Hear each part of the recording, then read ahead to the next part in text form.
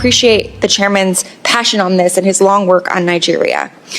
I think it's a distortion to say that what we're trying to say is that there's nothing to see here. In fact, there is something to see here. There is very real conflict and violence that we need to address. I've been working on addressing conflict in Nigeria since 2013, 2014, when I was part of the counter Boko Haram strategy at the State Department. The violence impacting both Christian and Muslim communities is real, and the Nigerian government can and should do more to address it.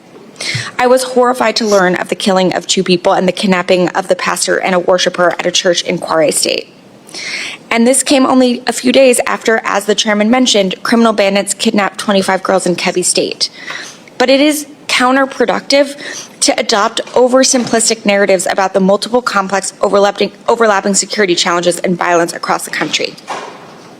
The victims in the Kebbi State kidnapping were all Muslim girls. So violence affects everyone, and false narratives perpetuate harmful stereotypes and motivate tensions and violence based on religious identity. Distorting what's happening into a solely religious narrative erases the real drivers of violence and makes it harder to implement effective solutions. And it can fuel violence against the very groups the Trump administration claims it wants to protect. That's why I'm alarmed by President Trump's rhetoric about this violence and threats to go into Nigeria, guns a-blazing, and to wipe out terrorists. We are already receiving reports of increased tensions between Christian and Muslim populations following this rhetoric. President Trump's threat is reckless, and any unilateral military action in Nigeria would be illegal.